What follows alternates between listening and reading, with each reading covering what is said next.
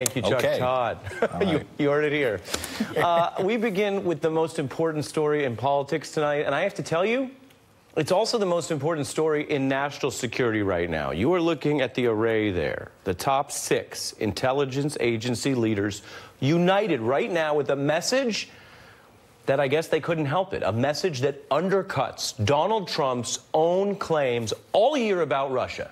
Don't call it a comeback. Russia, they say, has been meddling and could strike again this year.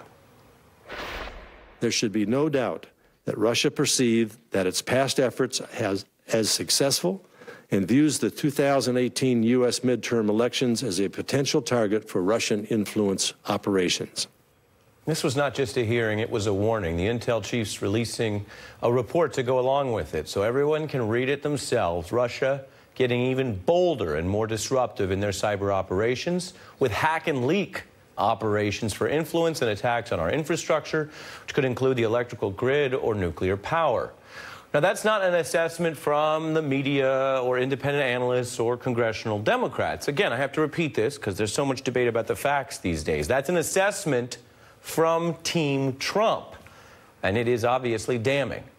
So what is President Trump directing be done about it? Nothing. Here was a truly disturbing revelation in this hearing. Has the president directed you and your agency to take specific actions to confront and blunt Russian influence activities that are ongoing? We're taking a lot of specific efforts to blunt Are Russian they directed by the president? not as specifically directed by. What is Congress going to do about that? Well, in a few moments, I'm happy to tell you I will be joined directly by a Democratic senator with a plan on Trump and Putin. We also have a report tonight on whether that Russian false flag operation worked to confuse President Trump. But I begin with our guests, Maya Wiley, a former counsel to the mayor of New York City, and Ned Price, a former counterterror analyst at the CIA. Ned, did you see anything wrong or concerning with the picture painted in that hearing? Well, absolutely, Ari. When we have heard that President Trump has personally himself done absolutely nothing to help our national security establishment and infrastructure stop the next round of Russian meddling, that should be hugely troubling to all of us. We learned not too long ago that the president has not convened his National Security Council on this subject. But in addition to an absence of things, we also have to evaluate what he has done. He's spilled secrets in the Oval Office to the Russians. He's savored his time with Vladimir Putin. He's refused to implement sanctions. So all of these, both what he has done and what he has not done, are very clear signals to Moscow, a clear signal that they have the green light to continue. So that's the security part, and that's why you're here as a CIA expert. Maya, I turn to you as a lawyer for your theory of the case.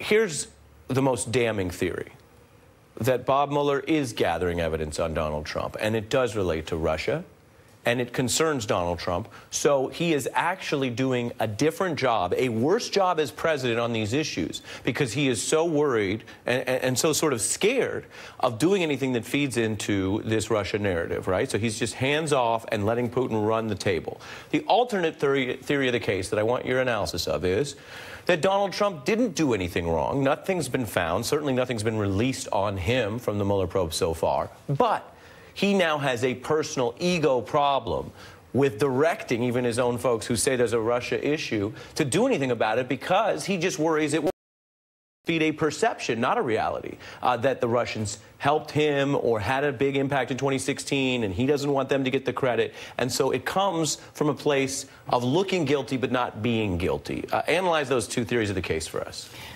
Well, if you start with the fact that he actually has, as far as I can tell, probably committed some crimes. He may have committed them unintentionally, but that doesn't mean there isn't a theory of the case that a crime has been committed, probably more than one, because you have the obstruction of justice claim, which means even if he didn't actually collude with Russia in a way that violated the federal elections laws, that he nonetheless tried to obstruct justice. Secondly, and he would need to actually worry about how he appeared there.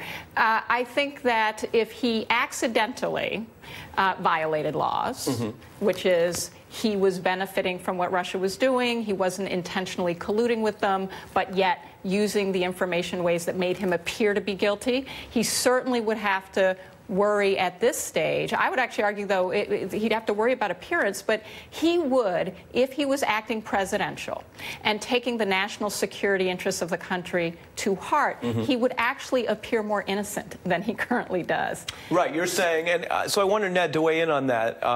If you want to call it the ego theory of the case, the idea that there isn't a there for the sake of argument, but he just doesn't like the idea of doing anything that makes it seem like Russia was so impactful in 2016. Maya's saying, well, you could look at the other side of it and say, if he took these actions, that would make him look more innocent, and yet he doesn't. Your view?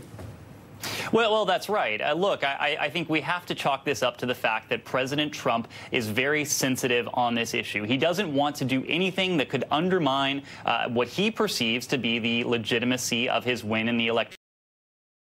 And if he were to take a hard line, if he were to punish Russia for its meddling, if in fact he were to admit to the fact that Russia meddled, in his warped view, he would be giving credence to the fact that his electoral victory was illegitimate. I think what worries so many of us in the national security realm is that with that victory in the Electoral College, he became commander-in-chief. He became the one responsible for our national security, and he has been completely derelict in executing that most important authority that was bestowed upon him, especially in this context. Yeah, and Maya, let me play for you what happened in the hearing. There's a saying in hip-hop that can also apply to Russian meddling, can't stop, won't stop, and that was really what each and every intel chief was emphasizing, whether Trump wants to hear it or not, today. Take a listen.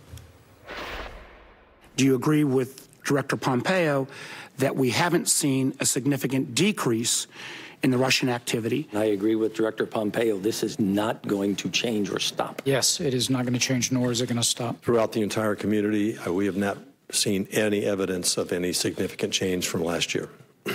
I agree with Director Pompeo. You've been waiting for that answer for a long have. time. I've had that one in the pocket for a while. Yes, sir.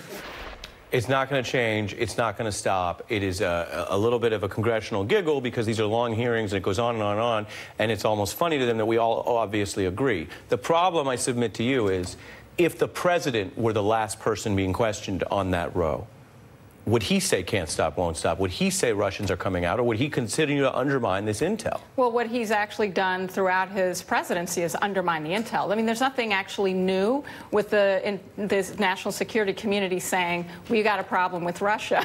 In fact, we had obviously a bipartisan panel of senators saying we need a bipartisan strategy on Russia in December 2016.